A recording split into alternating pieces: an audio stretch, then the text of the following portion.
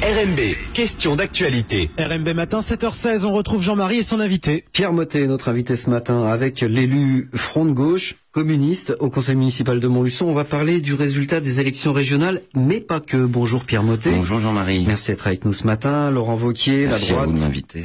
C'est normal, ça fait un petit bout de temps, tiens d'ailleurs. Oui. Laurent Wauquiez, donc la droite au pouvoir en Auvergne-Rhône-Alpes, votre sentiment? Le sentiment, c'est que malheureusement, Laurent Wauquiez a gagné. C'est la droite extrême, comme ils disent, ou voilà. Le Front National est troisième. Malheureusement, c'est ce résultat, il était plus ou moins attendu. C'est vrai que c'est décevant, mais en même temps pas surprenant malheureusement. Et la victoire de Wauquiez en Auvergne-Rhône-Alpes, effectivement, elle peut nous inquiéter pour les années à venir. Bon, le FN à 22%. Le FN à 22% dans notre région, c'est quand même aussi quelque chose de très préoccupant, même si ça fait pas partie des plus grands scores. Enfin, 22% pour le FN, moi, je m'habituerai jamais personnellement. C'est vrai que c'est très très préoccupant. Ouais, alors on va donner un chiffre qui parle un peu plus. 34 élus. Est-ce que c'est pas ça la révolution? 34 élus. 34 élus, et donc dans notre région, mais on peut dans toutes les régions de France également. Et donc effectivement, oui, le FN prend un poids. C'est vrai que quand on investit comme ça les institutions, après, on facilite énormément de choses. Eh oui, le rendez-vous, le prochain c'est 2017. Alors pourquoi ils sont si hauts aujourd'hui, le FN, à qui la faute? Pourquoi ils sont si hauts? Parce que tous les autres ont échoué. Vous savez, c'est un peu le chat qui se mord la queue, la vie politique aujourd'hui. C'est-à-dire que il y a une gauche qui fait une politique de droite, il y a une droite qui fait une politique d'extrême droite, il y a une extrême droite qui prospère là-dessus, et au final, c'est le citoyen qui est perdu. Puis il y a aussi une réalité, c'est l'abstention. C'est qu'il y a 55% des gens qui se sentent plus concernés, qui ont le sentiment d'être pris pour des idiots et donc qui ne vont plus voter. Bien. Alors sur la gauche maintenant, est-ce que vous savez pourquoi la gauche a perdu? La gauche, déjà je vous ai un petit peu avancé, la gauche elle fait une politique de droite, elle est au gouvernement. Après, il y a aussi une division. Quand vous voyez qu'il y a deux listes Front de Gauche, une partie du Front de Gauche qui est avec les communistes et l'autre partie qui est avec les Verts, on peut quand même se poser la question de la crédibilité, de la pertinence de ces choix pour réussir à faire 5 et 7%. Enfin, on construit pas une alternative en faisant des choses pareilles. Voilà, le Front de Gauche, donc divisé dans une gauche divisée, ça partait déjà pas très bien. Le Front de Gauche inexistant dans ces élections, est-ce que vous le diriez comme ça? En tout cas, avec une ligne pas visible. Le problème du Front de Gauche aujourd'hui, c'est que même dans notre région, mais même au niveau national, des stratégies différentes selon les endroits. Donc pas de campagne nationale, une démarche illisible, deux listes. Effectivement, ça donne pas énormément de perspectives. Alors, qu'est-ce qui reste finalement du Front de Gauche aujourd'hui, de l'idée, de ce qui pouvait être une belle idée à l'époque, en tout cas du Front de Gauche tel qu'il a été pensé tout au début? Le Front de Gauche, oui, c'est une belle idée. Ce qu'il en reste aujourd'hui, je crois que c'est à reconstruire, parce que malheureusement, tous ces faits, tous ces actes politiques-là, ils ont fortement nuit au Front de Gauche. Ce qu'il y a, c'est qu'on est dans des stratégies politiciennes et on pense jamais à construire cette alternative. Ce qu'ils veulent les gens, c'est que la vie, elle change. Et aujourd'hui, les partis politiques sont plus soucieux de leur continuité, même si on se rend compte qu'ils sont complètement rejetés par la population. Ils sont plus intéressés par leur continuité, malheureusement, que par l'alternative. Et alors, le Parti communiste dans le Front de Gauche, même question, qu'en reste-t-il? Alors le Parti communiste, je regardais le score entre les départementales et les régionales de 2015. Dans une ville comme Montluçon, il a perdu 1021 voix. Il a quand même des questions à se poser sur sa capacité à rassembler. Ce parti, c'est le mien, hein. J'ai beaucoup de respect pour mes camarades et les militants communistes avec qui je milite depuis des années. Mais c'est vrai qu'aujourd'hui, si on se pose pas de questions, on va droit dans le mur. À un moment, les communistes tout seuls ne feront pas la révolution dans cette société-là actuelle. Si je parle un peu ce matin comme ça peut surprendre certains. J'imagine que je parle un petit peu avec ce discours de vérité, mais c'est qu'on est dans une situation exceptionnelle. L'extrême droite, elle est à plus de 40% dans certaines régions, elle est à 22 dans la nôtre, elle a fait 18 et 16 à Montluçon. On ne peut pas se taire. On ne peut pas se taire. À un moment, il faut parler, puis faut dire les choses réellement. Ouais. Et est-ce que je sais pas, est-ce que vous comptez aller plus loin, vous, par rapport au PC?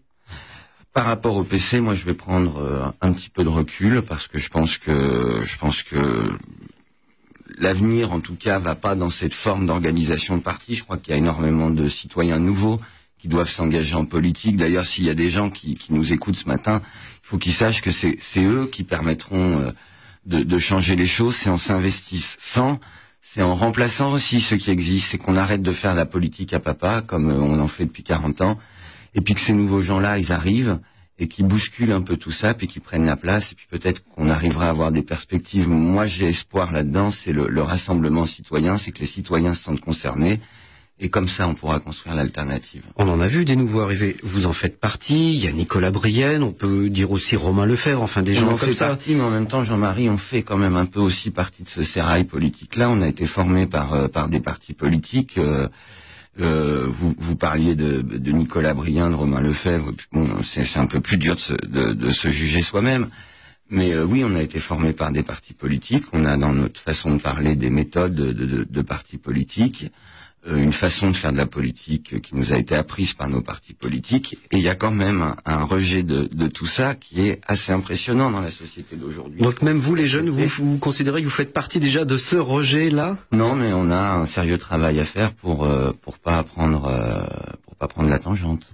Quand vous dites prendre du recul par rapport au PC, ça veut dire quoi précisément? Prendre du recul, ça veut dire je vais pas quitter le Parti communiste là maintenant. J'ai été élu, j'ai un mandat de la part des communistes.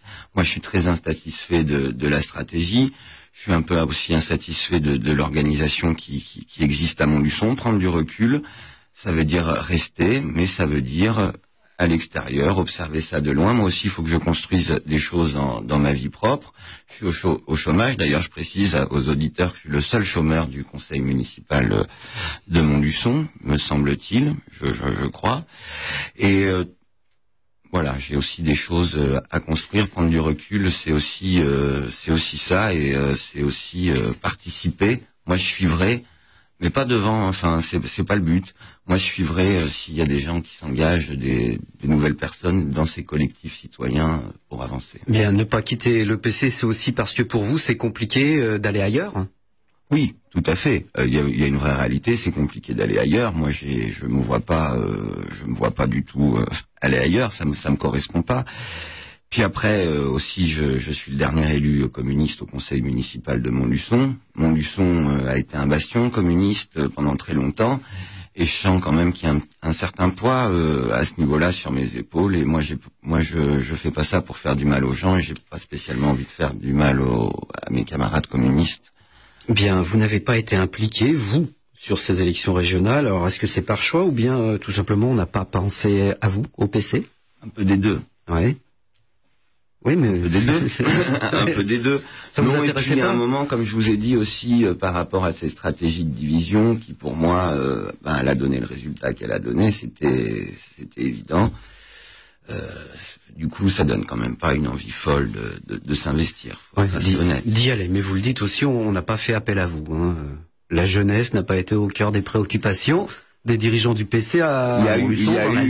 Il y avait des jeunes sur cette liste, et puis d'ailleurs je salue, il y a ma camarade de Geneviève de Gouvéa, qui est une amie et que j'apprécie énormément.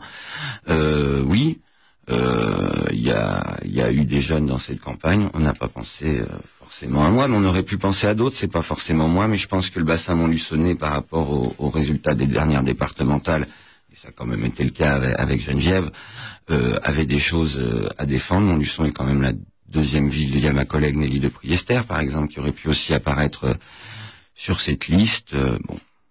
Alors, vous êtes encore élu, vous l'avez dit, le dernier élu communiste à Montluçon. Il y a conseil municipal demain soir, et cette question qui devrait faire débat, ça a déjà un peu commencé. On a entendu l'autre fois Frédéric Cotte en parler. Ces ouvertures de dimanche, de commerce le dimanche. Alors, c'est déjà le cas cette année, mais l'année prochaine, il y en aura 8. C'est une question qui va arriver demain sur la table des élus. Vous situez comment par rapport à ça? On se situe, nous, on est des élus Front de Gauche, donc avec Nelly de Priester, bien évidemment, on va voter contre. Vous avez vu, j'ai le projet là devant moi de délibération qui sera voté au conseil municipal demain soir. On va voter contre parce que le travail le dimanche, c'est pas le progrès. Je me félicite que les socialistes au conseil municipal de Montluçon aient fait le choix de voter contre également.